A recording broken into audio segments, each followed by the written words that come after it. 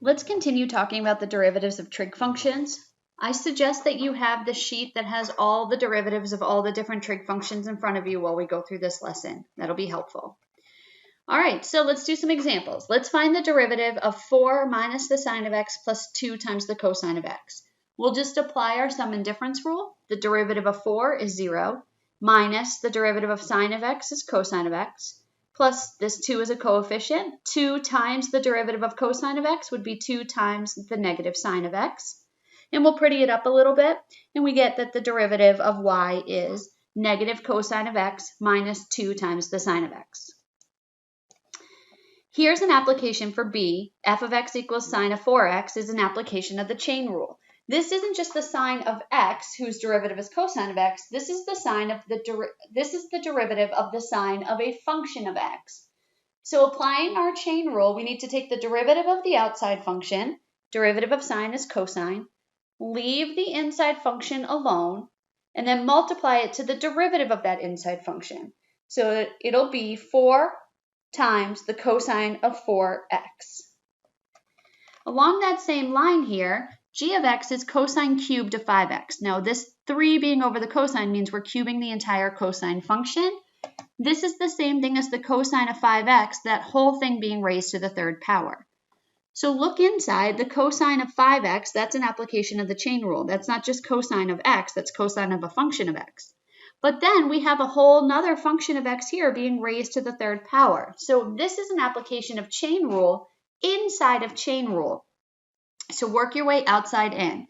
The derivative of the outside function, bring the 3 down, leave the inside function alone, take 1 away, and then multiply it to the derivative of the inside function. And when we take the derivative of the cosine of 5x, we'll apply chain rule again. So that'll be the derivative of this outside function, which is negative sine, leave the inside function alone, 5x, and then multiply it to the derivative of that inside function, 5. Then 3 times negative 1 times 5 gives me this negative 15. Cosine squared of 5x times the sine of 5x. The derivative of the natural log of cosine of theta.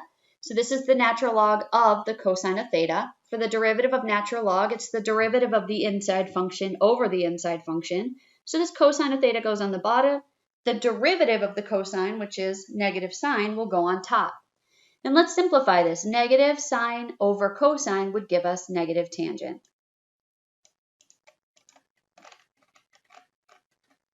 E here, let's take the derivative of 2x plus 2x times the cotangent of x. So here we have a variable times a variable. We are going to have to use this product rule.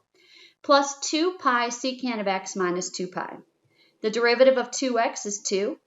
Here, the product rule, derivative of the first 2 times the second, cotangent of x, plus the first 2x times the derivative of the second. The derivative of cotangent of x is negative cosecant squared of x. Then here, this 2 pi is a coefficient. It'll just carry through. So that's going to be 2 pi times the derivative of secant of x, which is secant of x times tangent of x, minus 2 pi is just a constant, and the derivative of a constant is 0.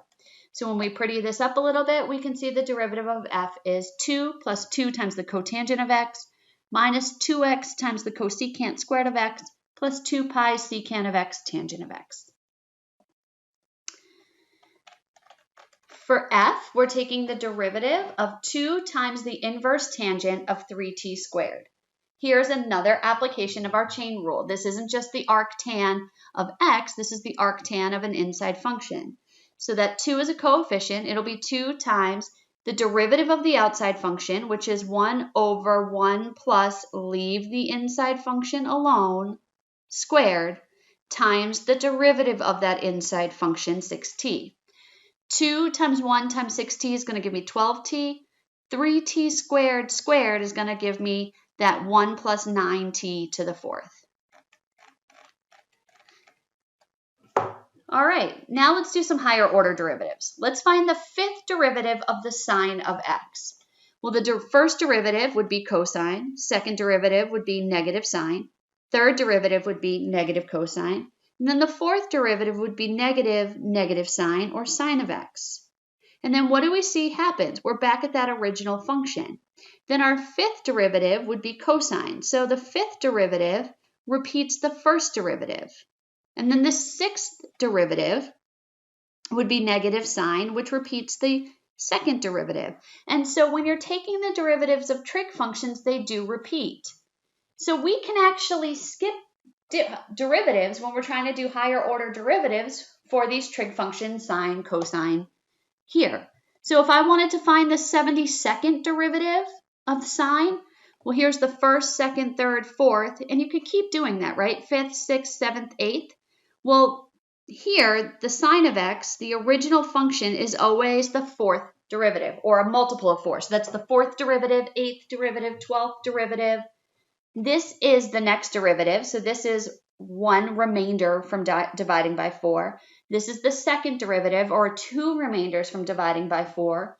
This is the third derivative, or the third remainder from dividing by 4.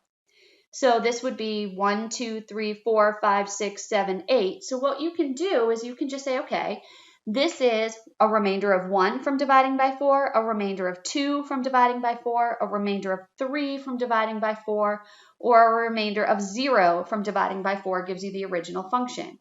Well, 72 is divisible by 4, so then we know that the 72nd derivative is going to be the sine of x. What if we wanted the 93rd?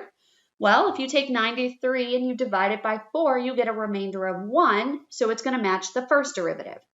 What if we wanted to do the 17th? The 17th, if you divide by 4, you'll have a remainder of 1, so the derivative would be cosine. What if we wanted to do the 35th derivative? Well, the 35th, 35 divided by 4 will give you a remainder of 3, so then the 35th derivative would be negative cosine of x. So that's the nice thing about the derivatives of sine and cosine, they do repeat. All right, here, let's find the third derivative of 2x cosine of x. Variable times variable, we're going to have to use our product rule. So it's the derivative of the first, 2, times the second, cosine of x, plus the first, 2x, times the derivative of the second, negative sine of x.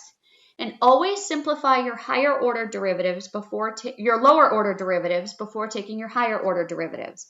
So that's going to give me 2 cosine of x minus 2x sine of x.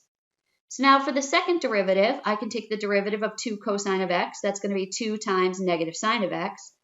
Here, I will have to use the product rule again. My first is now this negative 2x, and my second is the sine of x.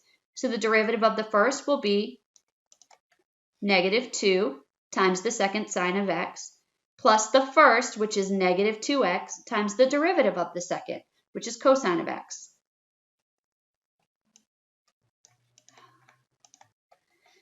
Simplify, so 2 times negative 1 gives me negative 2 sine of x, minus 2 sine of x, minus 2x cosine of x. Notice right here, these are like terms. Negative 2 sine of x minus 2 sine of x is going to give me negative 4 sine of x minus 2x cosine of x. So that was the second derivative. Now we can take the third derivative.